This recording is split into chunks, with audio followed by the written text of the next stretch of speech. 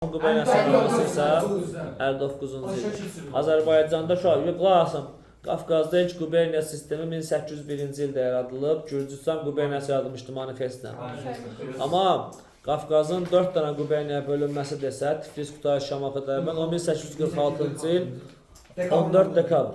Kəndi əsasnaməsinə vaxt verildi. Kəndi əsasnaməsində hansı kəndlər aiddir? Sahibkar kəndləri. Kəndi əsasnaməsinə əsasən sahibkar kəndlərinin hansı vəclərindən danışılırdı? Malcəhət, Çöpbaşı, Bəhrə. 2 dənə mükəlləfiyyətdən danışılırdı. Biyar, Əvraz. Və kəndlərə, sahibkar kəndlərinə 47 əsasnaməsinin hansı icazə verilirdi?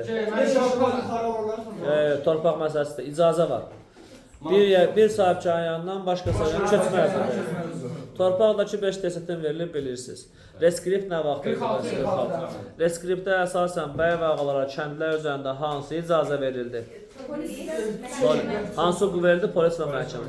Bəy və ağalara torpaq üzərində isə torpaq almaq, satmaq, başlamaq kimi icazə verildi. Amma bir şərtlə, yalnız öz silkində olan nümayəndələr sata bilər torpağı.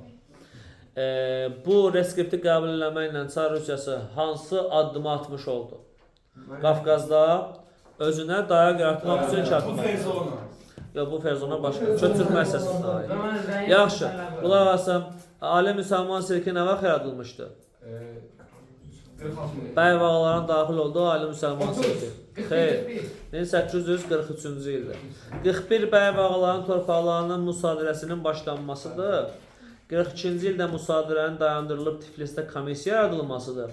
43-cü ildə də Ali müsəlman silkinin yaradılmasıdır. Bunları yadda saxlayın.